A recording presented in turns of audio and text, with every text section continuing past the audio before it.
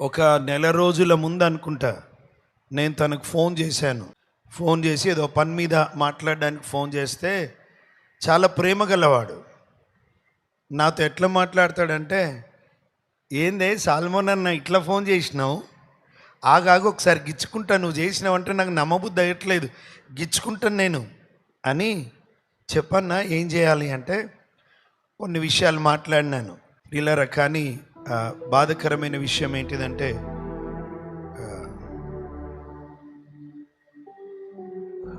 తను ప్రభు రాజ్యానికి చేరాడు. మహాజ్ఞాని అండి, మహాజ్ఞాని, చాలా జ్ఞాని, అన్ని సబ్జెక్ట్స్ మీద పట్టుగలిగిన వ్యక్తి, చాలా పట్టుగలిగిన వ్యక్తి. ఒకప్పుడు డ్రగ్స్కి త్రాగుడికి బానిస అయినటువంటి వ్యక్తి ప్రభువుకి తన జీవితాన్ని అప్పగించుకున్నప్పుడు తన జీవితాన్ని మార్చేసి లోకమంతా ఆయన వాక్యము వినేలా చేయగలిగినాడు దేవుడు.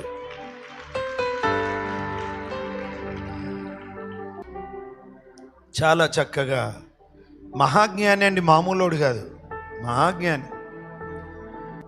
ఆయన ఎంత జ్ఞాని అంటే ఆయనకు సొంత బిజినెస్ ఉంది, ఎంఎన్సి కంపెనీ, ఓనర్ దానికి. చాలా ప్రాంతాల్లో విదేశాల్లో కూడా ఆయన కంపెనీస్ ఉన్నాయి.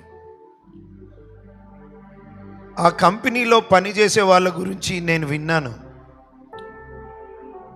గేట్ కీపర్ ఉంటాడు కదా, ఆయన మధ్యాహ్నం భోజనాల సమయంలో అందరూ ఒకటే టేబుల్ దగ్గర కూర్చొని తినాలి.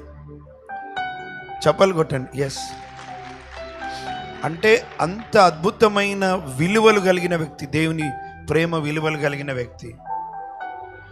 గేట్ కీపర్, స్వీపర్, లోపల ఎవరైనా పని చేసే వాళ్ళు ఉంటే లంచ్ టైంలో వాళ్ళ పనులు వేరే ఉండొచ్చు, కానీ మనమంతా దేవుని స్వారూప్యంలో సృష్టించబడ్డాము, మనం ఒకటే అన్న ఆ ఎథిక్స్ కలిగినటువంటి వ్యక్తి అండి. మేము పోయినప్పుడు చాలా సంవత్సరాల కిందట ఆ ఇంట్లో చాలామంది అమ్మాయిలు ఉన్నారు. అప్పుడు ఒకటే పాప, రెండో పాప లేదు.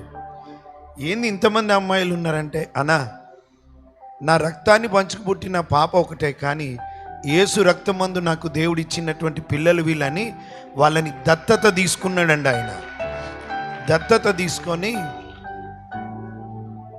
వాళ్ళని పెంచి పెద్ద చేసి ఉద్యోగస్తులు చేసి వారి పెళ్ళిళ్ళు చేసి వాళ్ళు సెటిల్ అయ్యేలా చేశాడు. అంత అద్భుతమైన దైవజనుడు. కొన్ని గ్రామాలను దత్తత తీసుకున్నాడు. ఎక్కడైతే కరెంటు లేదో, పవర్ లేదో అక్కడ దత్తత తీసుకొని సోలార్ ఎలక్ట్రిసిటీని ఆ గ్రామాల్లో వచ్చేలా ప్రయాసపడినటువంటి వ్యక్తి దైవజనుడు పగడాల ప్రవీణ్ గారు. ఎవరి మీద ఆధారపడకుండా తనే బిజినెస్ చేస్తూ వచ్చిన డబ్బును బీదలకి, ఎంతోమందికి క్రీస్తు ప్రేమను చాటినటువంటి అద్భుతమైన దైవజనులు. ఈరోజు ఆయన మన మధ్యలో లేరు అంటే, ఆ రోజు నేను లైవ్లో ఉన్నాను, నాకు వచ్చి చూపించారు ప్రవీణ్ పగడాల్ గారు యాక్సిడెంట్లో చనిపోయారని. వాక్యం చెప్తూనే బర్స్ట్ అయిపోయాను. చాలా సన్నిహితులు కదా క్రైస్తవ లోకానికి.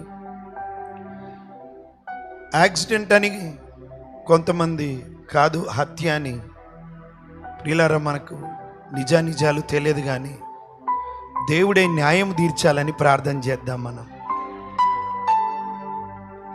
ఒకవేళ అది యాక్సిడెంట్ అయితే బాగుండని నాకు కూడా అనిపిస్తుంది. ఒకవేళ ఎవరైనా హత్య చేసి ఉంటే దేవుడు వారిని దర్శించి రక్షించాలని ప్రార్థన చేద్దాం. ఒక స్టెఫెన్ చంపబడుతుంటే సాక్షిగా నిలబడిన సౌలు పౌలుగా మార్చబడినట్టుగా, ఒకవేళ అనుమానిస్తున్నట్టుగా అది హత్య అయితే మాత్రం వారందరూ యేసు నామమున పౌలులాగా మార్చబడుదురుగాక. ప్రభు ప్రేమ వారిని వెంటాడునుగాక. అధికారులు, పెద్దలు కూడా న్యాయాలు కరెక్ట్గా తీర్చాలని, ప్రభు ఆ కృప దయచేయాలని ప్రార్థిస్తాం. అయితే విడవబడిన తన భార్య దాదాపుగా 36-38 ఏండ్లు ఉంటుంది ప్రియులారా. 2 పాపలు, కరోనాలో ఒక చిన్న పాప పుట్టింది, ఇంకొంతమంది పాపలు ఉన్నారు. ఇప్పుడు దేవుడే వారికి ధైర్యం ఇవ్వాలని అమ్మగారు ఉన్నారు. ఒకసారి చేతులు ఎత్తుదాం వారి కొరకు. దేవుడు న్యాయం తీర్చాలని అడుగుదాం. రెండవది, విడవబడిన ఆ చెల్లి కొరకు అడుగుదాం, పిల్లల కొరకు అడుగుదాం. దేవా సాయం చేయి.